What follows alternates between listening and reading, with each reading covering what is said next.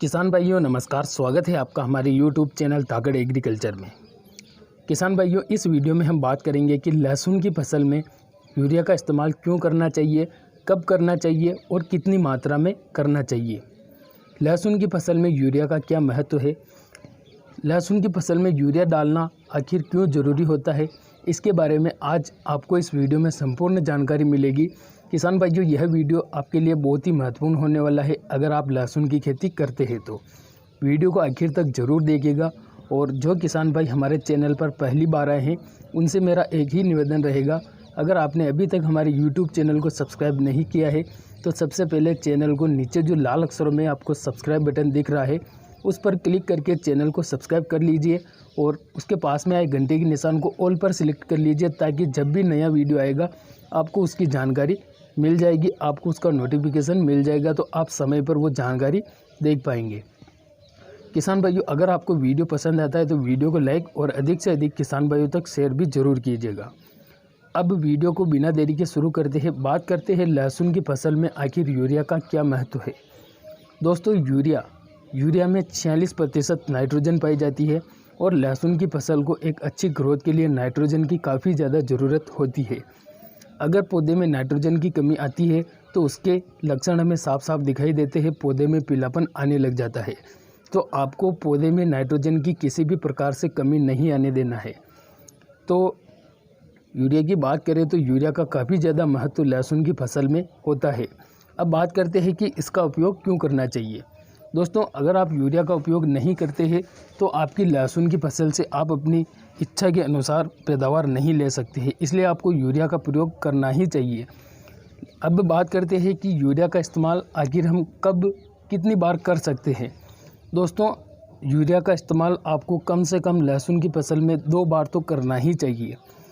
अब बात करते हैं कि पहली बार हम यूरिया का इस्तेमाल कब कर सकते हैं। अगर बात करें पहली बार की, तो पहली बार आपको यूरिया का इस्तेमाल जब लहसुन की फसल 30 से 35 दिन की हो जाती है, तो उस समय पर आप जब पहली बार अपनी लहसुन की फसल की निदाई गुड़ाई करते हैं तो उस समय पर निदाई गुड़ाई करने के बाद आपको यूरिया का इस्तेमाल पहली बार करना चाहिए। दोस्तों, लहसुन की फसल में 1 एकड़ में लगभग 80 से 90 किलोग्राम यूरिया डालना ज़रूरी होता है।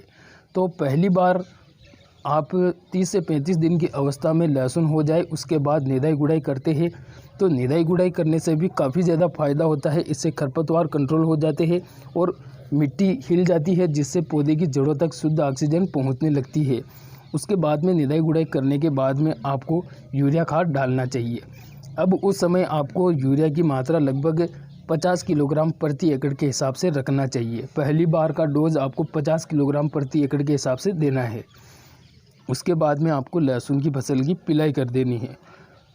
दोस्तों, यह तो हुई पहले डोज की बात। अब बात करते हैं दूसरी बार हम यूरिया का इस्तेमाल कब कर सकते हैं।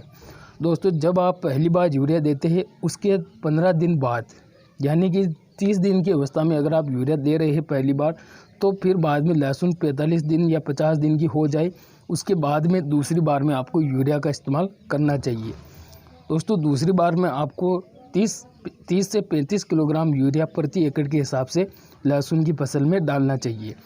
दोस्तों, यूरिया डालने से पौधे की ग्रोथ नहीं रुकेगी, ग्रोथ काफ़ी शानदार तरीके से होगी, उसमें किसी प्रकार का पीलापन नहीं आएगा। और अगर पौधे में नाइट्रोजन की कमी नहीं होगी तो पौधा अच्छी तरीके से भोजन बनाएगा, उसमें प्रकाश संश्लेषण की क्रिया बढ़ेगी, क्लोरोफिल की मात्रा बढ़ेगी, तो पौधा एक अच्छी तरीके से ग्रोथ करेगा, पौधा किसी प्रकार से कमज़ोर नहीं पड़ेगा।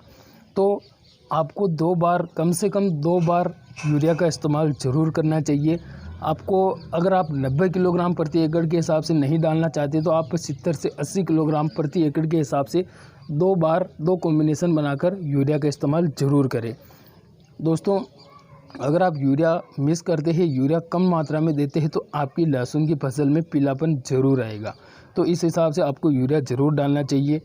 दोस्तों, यह वीडियो आपको कैसा लगा कमेंट करके ज़रूर बताइए। चैनल को सब्सक्राइब नहीं किया है तो कर दीजिए। चलिए मिलते हैं अगले वीडियो में, तब तक के लिए धन्यवाद। जय जवान जय किसान।